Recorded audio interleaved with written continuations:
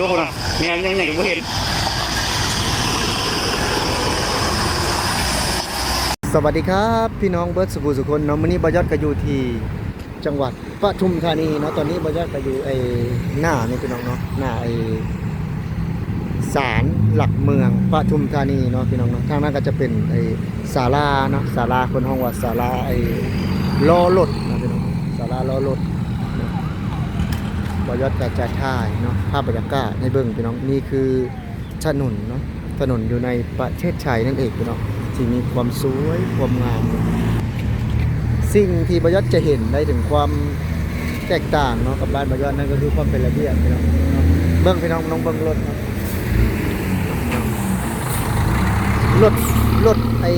โดยสารหรือว่ารถรถบัสเนาะอยู่ในประเทศไทยเนาะ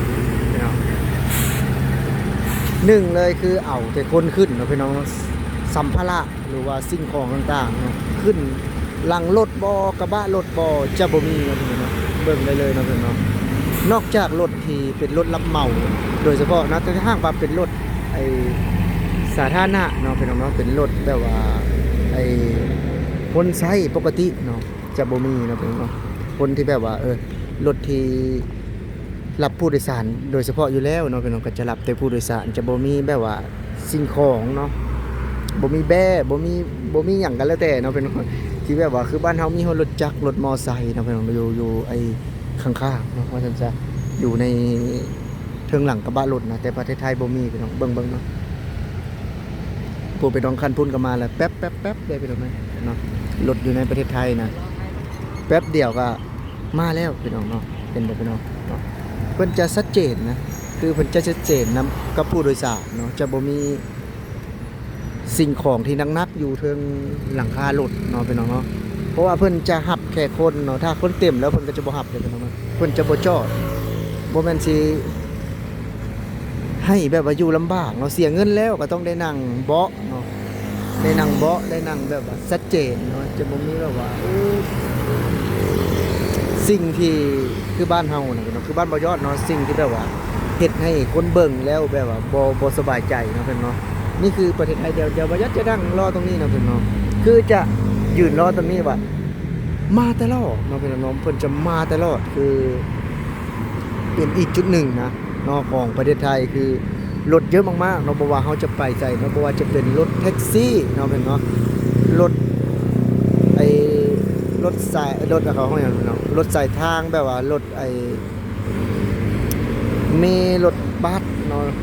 คือว่าเยอะมากๆวินมอไซค์พี่น้องมีเยอะมากๆในประเทศไทยคือจะเห็นได้ถึงความแบบว่าสะดวกสบายเนาะบ่จะเป็นต้องมีรถพี่น้องเนาะบ่จะเป็นต้องมีรถคือประเทศไทยเพิ่นเฮ็ดให้การสัญจรเนาะไปมาสะดวกอยู่แล้วพี่น้องเพราะว่าความโปร่งใสเนาะคือราคารถเพิ่นก็ติดกันชัดเจนเนาะราคารถว่าเท่าใดเนาะไปไสเพิ่นก็บอกชัดเจนคือจะบ่คือบ้านเฮาเนาะไปแป๊บเดียวก็เป็น100 200เนาะเป็นเนาะคือภาพบรรยากาศเนาะภาพบรรยากาศที่เฮาได้ถ่ายเนาะได้เห็นพี่น้องนี่คือเป็นที่หนึ่งอย่างนะที่บ่ยอดได้เห็นแล้วว่าจะถ่ายให้พี่น้องได้เบิ่งว่าความสวยงามเนาะของถนนในประเทศไทยและการสัญจรในประเทศไทยคือบ้านเฮาบ่เนาะแน่นอนว่าอยู่ประเทศไทยนะพี่น้องจุดขายเนาะคือความมีระเบียบเนาะจุดขายคือความเป็นเอกลักษณ์เนาะความโดดเด่นที่บ่ยอดคิดว่าหลายคนเนาะน่าจะบ่ทันฮู้คนที่บ่มาเนาะคือประเทศไทยนี่ถ้าหากว่ารถเนาะบรรทุกสิ่งของก็ต่างหากเนาะรถบรรทุกสำหรับคนก็ต่างหากเนาะคือว่ารถมีรถอย่างนี้จะบ่สามารถเอาสิ่งของหรือว่าสัมภาระขึ้นอยู่บนหลังคาเนาะโดนจับแน่นอนพี่น้องแต่คือบ้านบ่ยอดเนาะส่วนหลายก็จะแบบว่าห้องไว้เด้อพี่น้องเนาะส่วนหลายก็จะเฮ็ดตามอำเภอใจเนาะอยากได้เงินสลายตัวแต่ประเทศไทยคือความปลอดภัยต้องมาก่อนความปลอดภัยต้องมาก่อนนี่คือการสัญจรอยู่ในประเทศไทยพี่น้องมีรถเยอะมากๆรถเยอะมากๆสิแบบว่าแตกต่างจากบ่ยอดที่เคยได้เห็นมาเนาะบ่ยอดได้เคยเห็นมาเห็นบ่พี่น้องเนาะ ถ้ารถแบบว่าบรรจุเนาะคน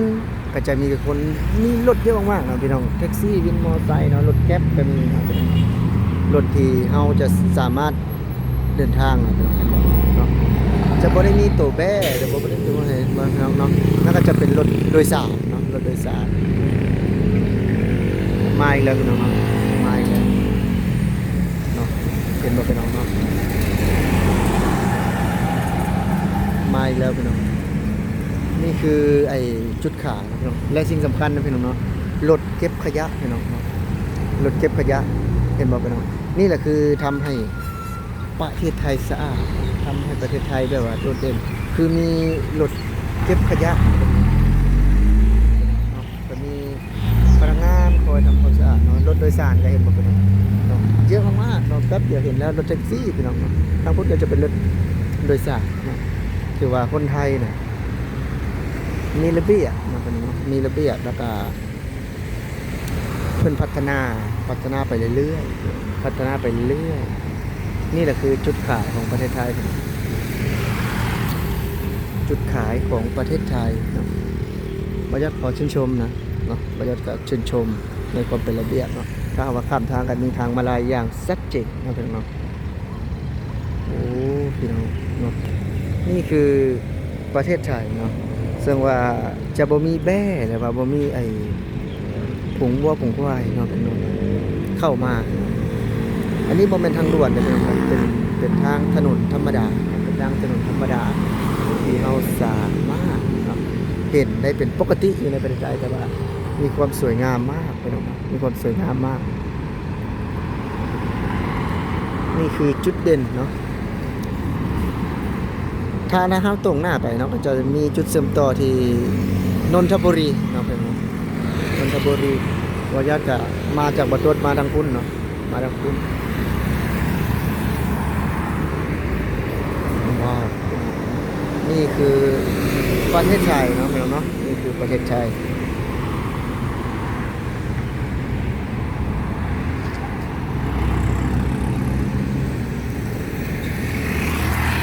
มาอีกแล้วพี่น้องรถโดยสาร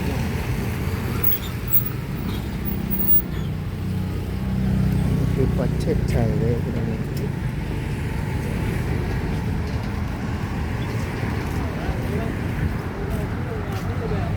ฝนตกเนาะพี่น้องเนาะตอนนี้กับฝนกำลังตกอยู่นี่คือจุดขายนะพี่น้องจุดขายของคนไทยนั่นก็คือความสะอาดของถนนพี่น้องนั่นก็คือความสะอาดของถนนสำหรับวันนี้มาจัดสิขอลาพี่และน้องไปก่อนสวัสดีครับเปิดสมุดสกลเนาะ